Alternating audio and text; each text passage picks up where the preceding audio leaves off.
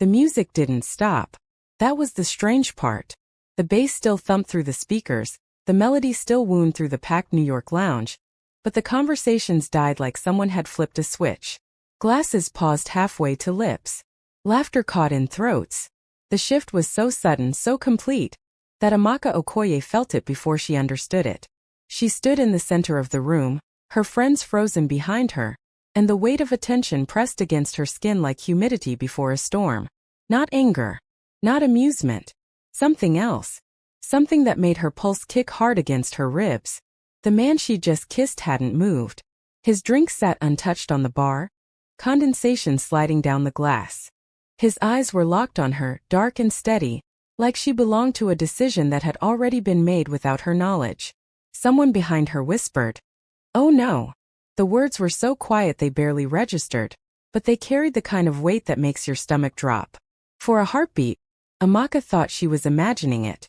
The pressure in the room, the way the air itself seemed to tighten. But then she noticed the details she hadn't before. A woman 2 seats down deliberately turned her body away from the bar. A man laughed too loudly, too suddenly, like noise might protect him. The bartender avoided her eyes entirely, his hands shaking as he wiped down a spotless counter. No one moved toward her. No one asked if she was okay. It was as if some invisible line had been drawn around her, and everyone else knew better than to cross it. Her skin prickled. Not with embarrassment, with awareness. This wasn't about the kiss. It was about who she had kissed. And whatever rules governed this room, she had just broken one she didn't know existed. She didn't know his name, but everyone else in the room did. 15 minutes earlier, Amaka had been laughing. Actually laughing, the kind that made her ribs hurt and her mascara threatened to run. She was out with coworkers from the marketing firm where she answered phones and formatted PowerPoints, and for once she wasn't calculating the cost of every drink or checking her bank balance between sips. It was Friday night. She was 26. She was allowed to pretend she wasn't drowning. "I dare you," Jessica said, her voice rising over the music. She pointed across the room with her martini glass, gin sloshing dangerously close to the rim. "That guy. The one at the bar. Go kiss him." Amaka followed her finger. The man sat alone, which was unusual in a place like this. Manhattan lounges on Friday nights were all groups and couples, people clustering together like they were afraid of empty space.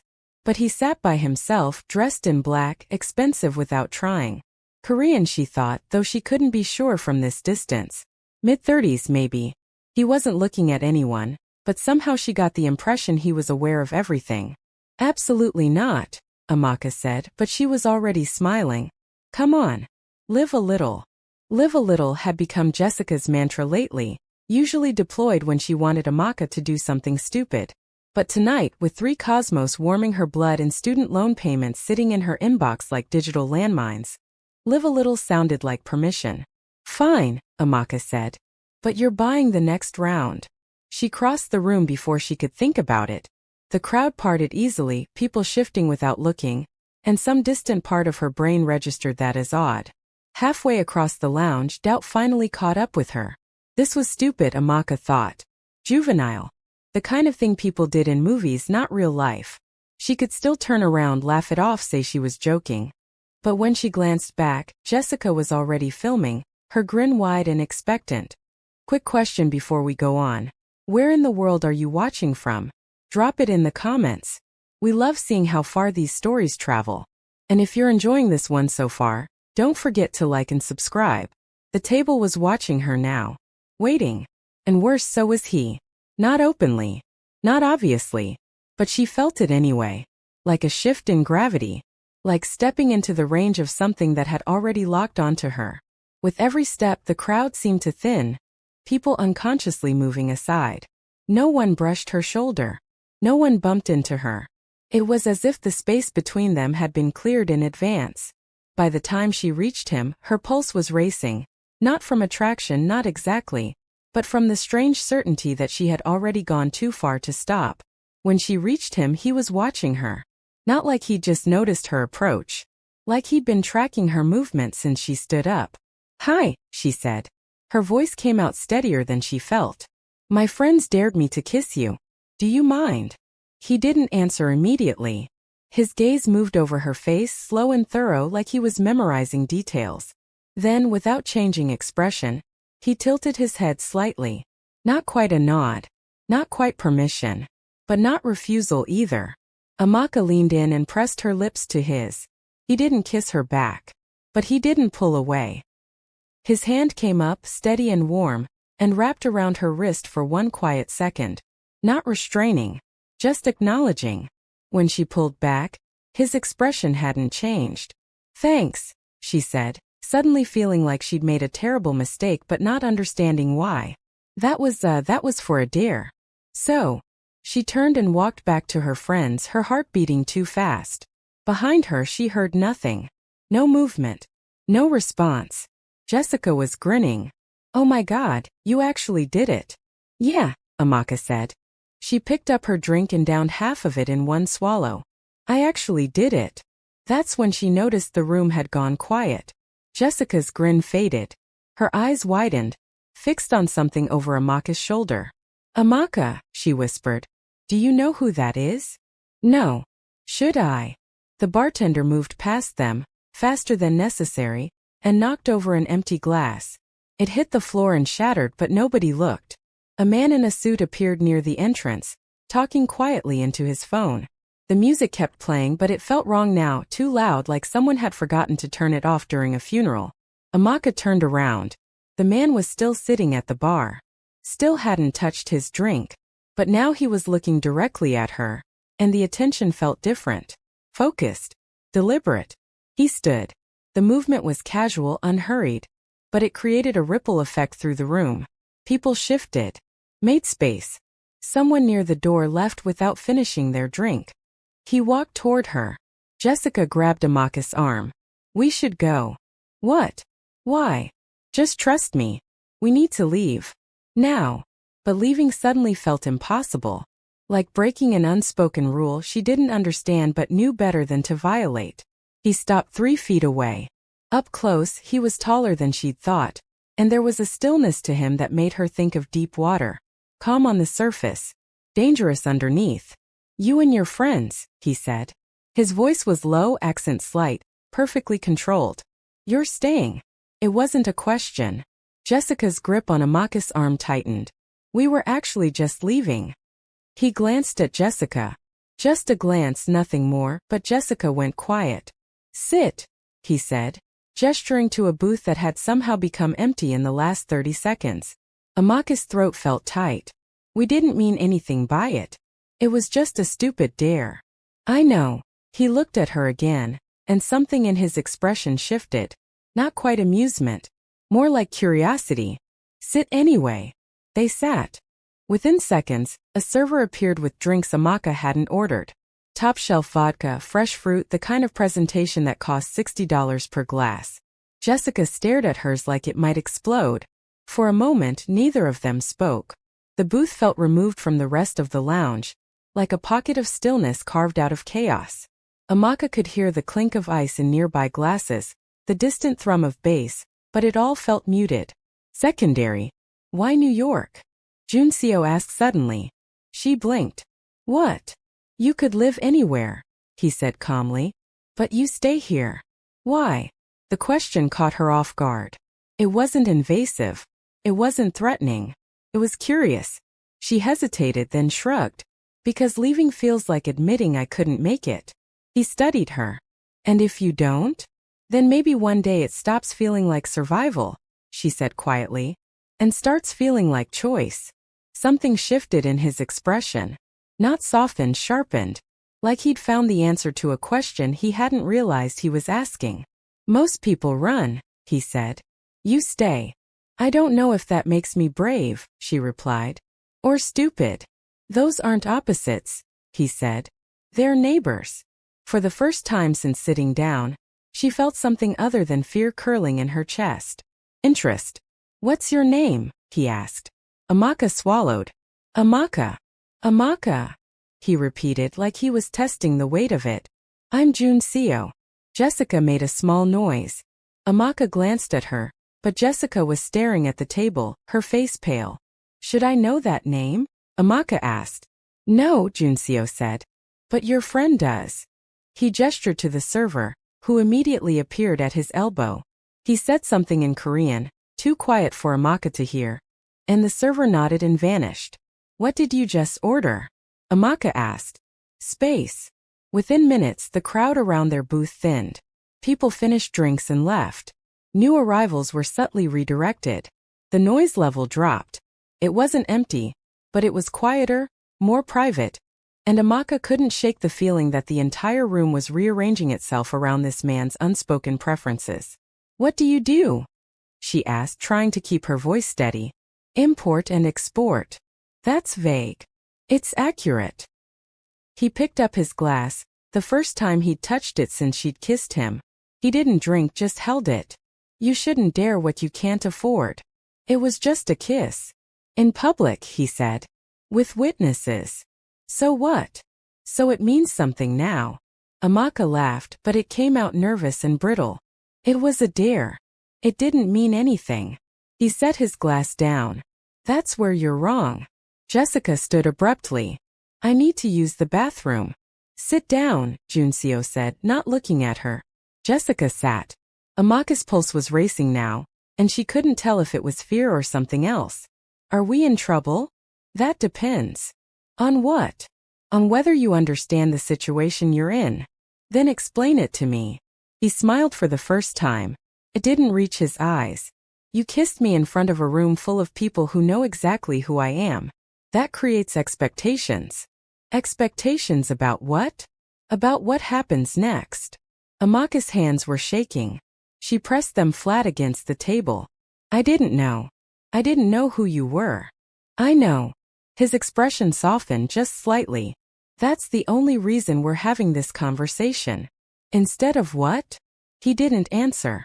The silence stretched out, heavy and uncomfortable, until Amaka couldn't stand it anymore. I need to leave. Not yet. You can't keep me here. I'm not keeping you. He leaned back, completely relaxed. But if you leave now, you'll walk out that door into a situation you don't understand. There are people who saw what happened. People who will make assumptions. What kind of assumptions? That you belong to me. The words hit her like cold water. I don't belong to anyone. I agree. But they don't know that. He tilted his head slightly. So you have two options. You can leave now and deal with that misunderstanding on your own. Or you can stay, and I'll make sure everyone understands the situation correctly. Amaka looked at Jessica, who was staring at the table like she wanted to disappear into it. What do you think? I think we should listen to him, Jessica whispered. Why? Who is he? Jessica opened her mouth, then closed it. Then very quietly, Google him later. Junseo's expression didn't change, but Amaka got the impression he was pleased by Jessica's response. She looked back at him. What do you want? To talk. That's all. About what? About you. He gestured to her clothes, her worn shoes, the slight hesitation she'd had when the server first brought the expensive drinks. You work hard. You're tired. You're careful with money because you don't have enough of it. Amaka stiffened. You don't know anything about me. I know you've been watching the door since you sat down. I know you calculated how much this booth costs and decided it's more than your rent. I know you order last when you're with friends, so you can see what everyone else gets and adjust your choice to the cheapest option. He paused.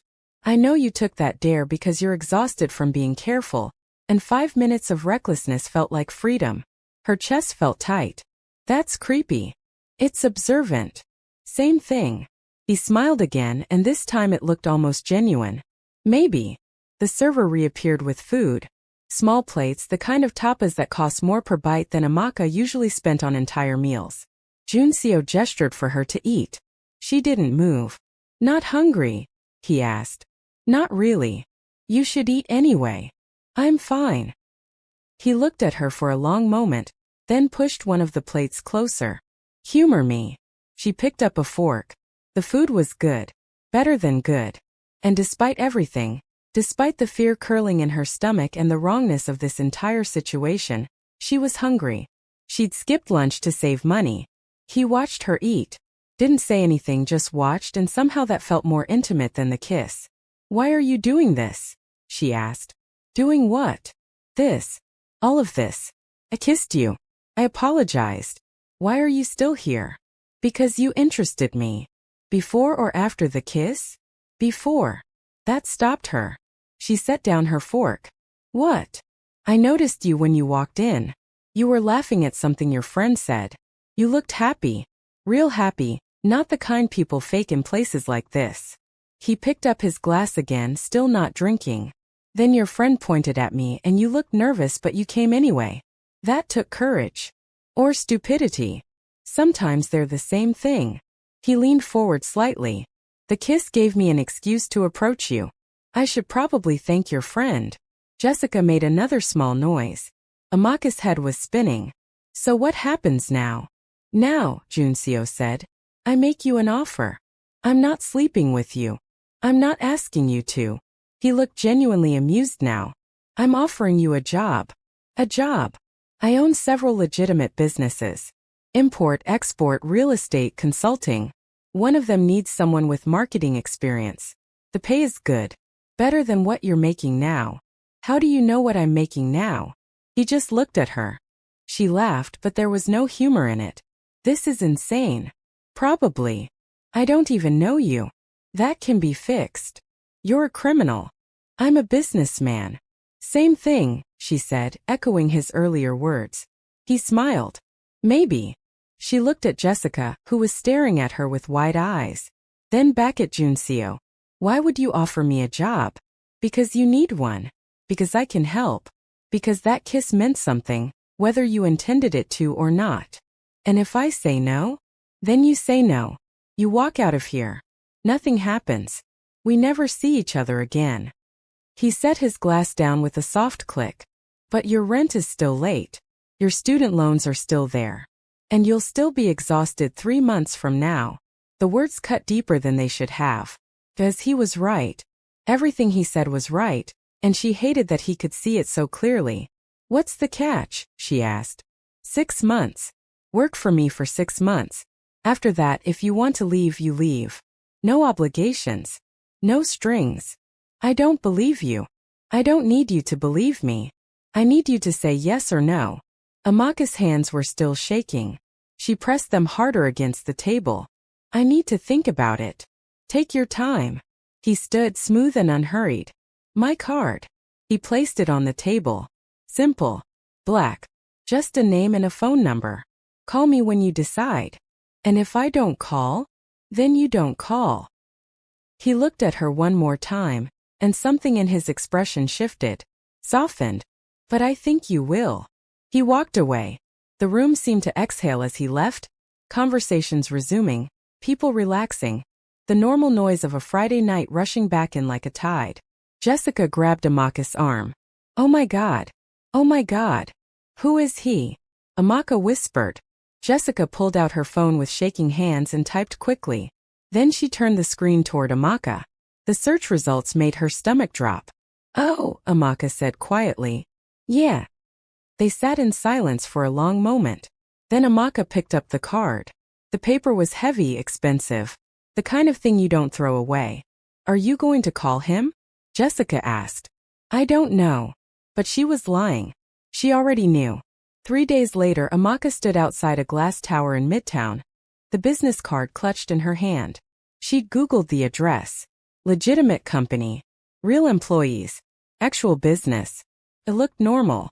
It looked safe. She knew it wasn't.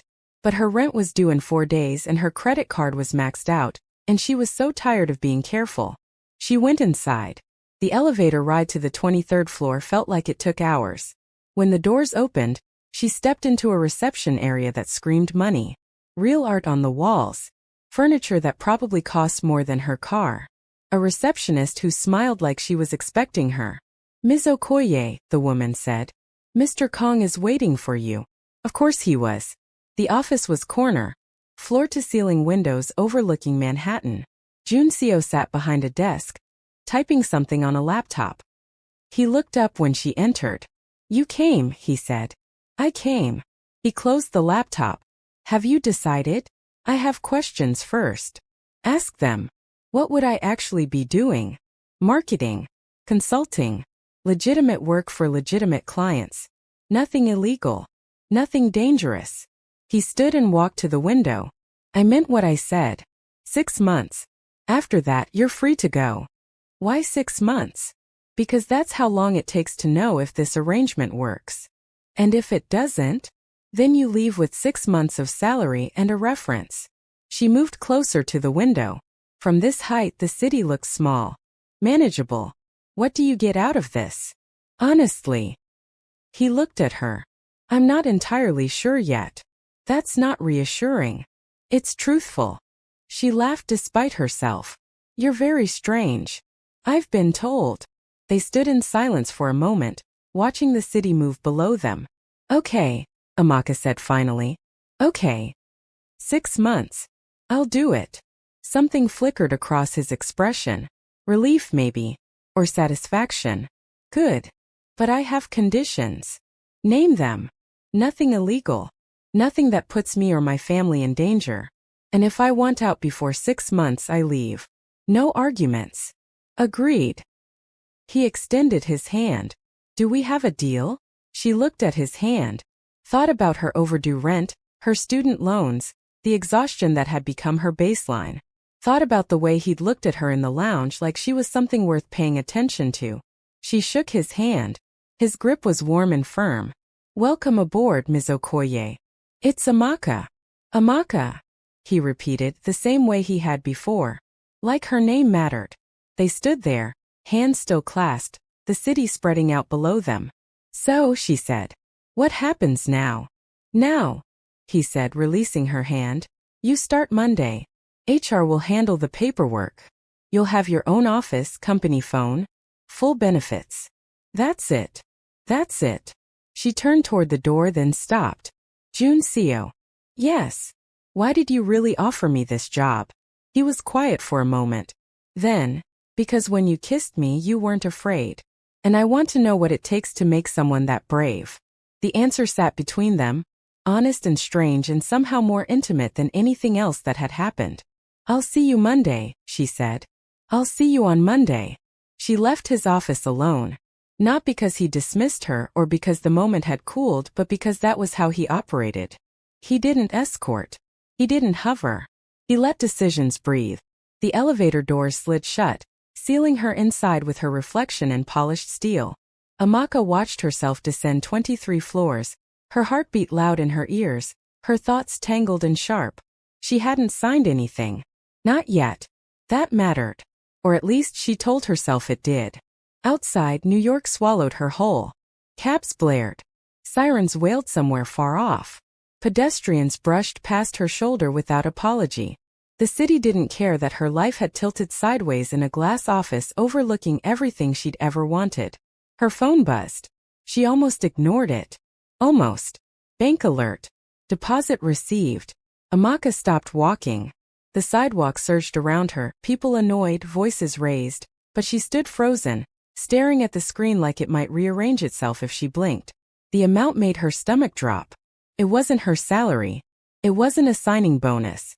It was more than she'd earned in an entire year. Her rent. Paid. Her credit card balance. Zeroed. Her student loans. Gone. All of them. Her hands started to shake. She scrolled. Another alert. Then another. Notifications stacked on her screen like proof she hadn't asked for and couldn't undo. She hadn't said yes. She hadn't said no.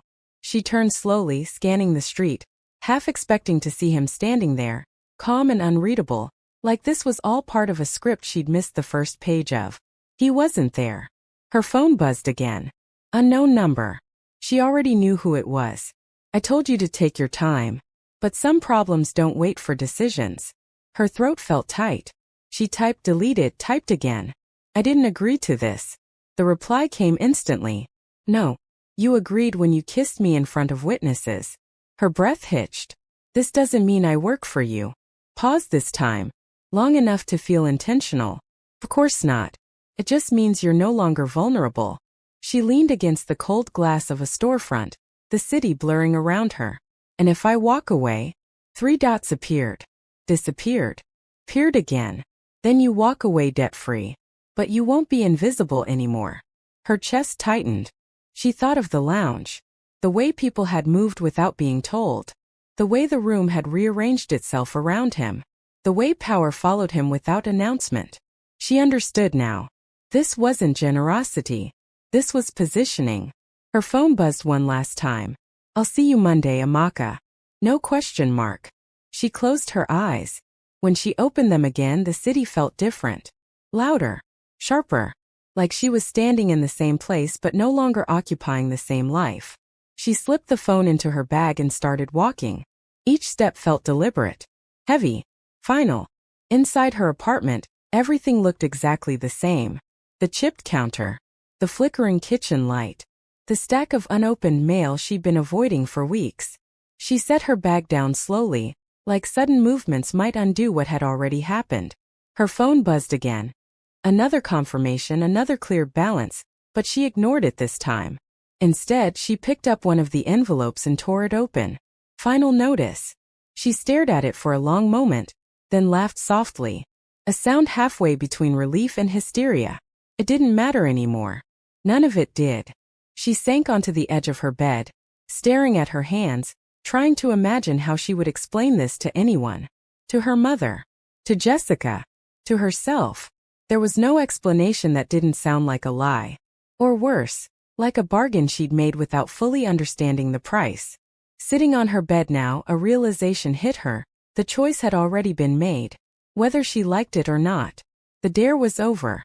There was no version of her life now that didn't include Kang Jun-seo. And that realization scared her more than the kiss ever had. If you're still here, thank you for watching this story unfold. If you enjoyed it, hit that subscribe button, drop a comment below telling me what you think happens next, and give this video a like. New stories drop weekly, and trust me, you won't want to miss what comes after this. See you in the next one.